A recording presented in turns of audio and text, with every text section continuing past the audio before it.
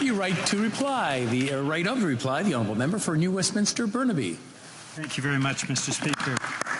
First off, I would like to thank the colleagues who spoke in favour of this bill, and I would also like to say through you to Canadians, Mr. Speaker, that obviously this bill has withstood the parliamentary scrutiny of the discussions and debates that we've had over the 2 hours that have been accorded to it. First off, there have been a number of small technical issues easily resolved through amendments. And I want to make it clear to you, Mr. Speaker, and to all members, as I have in letters to every member of Parliament here in the House, that I am open to those amendments and technical changes. Secondly, we have heard from the government both that this is not needed at all, but also that there would be a bunch of people that would apply through the bill. Now, there's an obvious contradiction there, Mr. Speaker. If the bill is not needed, then we will not see victims come forward in the federal court. If victims come forward, it is because the bill is needed. And so I suspect, Mr. Speaker, from the government members that have spoken, what is really at play here, we saw this in the debate around the member from Scarborough-Guildwood's previous bill on corporate responsibility, what's really being heard here are the voices of corporate lobbyists. The corporate lobbyists are saying, no action should be taken on corporate responsibility. Corporate lobbyists are saying the victims should not be heard.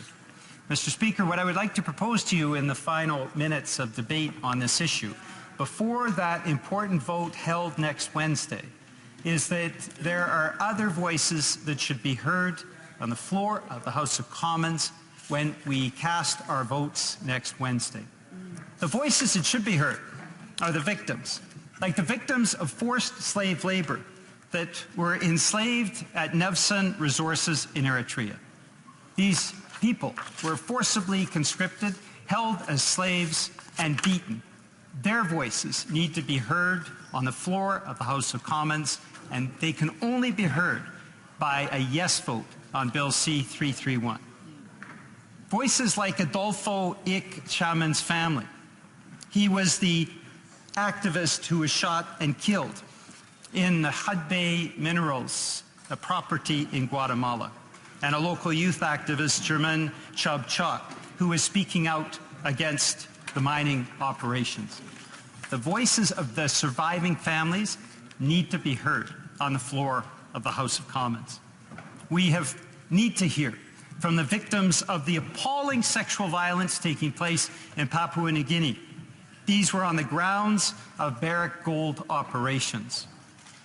Those voices, those victims, need to be heard on the floor of the House of Commons. The surviving members of the family of the El Salvadorian environmental activist who was found murdered at the bottom of a well and his fingernails had been pulled out, that family needs to be heard on the floor of the House of Commons. Mr. Speaker, those voices need to be heard, not the corporate lobbyists, but rather the victims of these appalling human rights abuses taking place worldwide. And in each of these cases, as you know, Mr. Speaker, in each of these cases, there can be no justice in those countries because the judicial system is corrupt and the judicial system will not hear their plea for justice. Other voices need to be heard, Mr. Speaker. The more than 3 million Canadians whose organizations have endorsed this bill and who have called out for members of Parliament to vote yes on this bill next Wednesday. Those voices need to be heard as well, Mr. Speaker. And the voices of Canadians across the length and breadth of this country. Poll after poll has shown that the vast majority of Canadians believe in corporate responsibility, believe in justice, believe that Canada needs to be a voice in the world for human rights and justice, and we can accomplish that by a yes vote next Wednesday. Mr. Speaker, Canadians have said very clearly they want parliamentarians to vote yes on this bill, and I would urge Canadians through you to contact their Member of Parliament in the coming days. The vote is next Wednesday, and so parliamentarians need to be called by their constituents, and their constituents need to say to them, vote yes on Bill C-331. The victims' voices, those victims of appalling human rights abuses, of violence, of murder, of sexual abuse, all of them are calling out today to have members of Parliament vote yes on Bill C-331. And Mr. Speaker, I hope through you that all members of Parliament will heed the call and vote yes next Wednesday.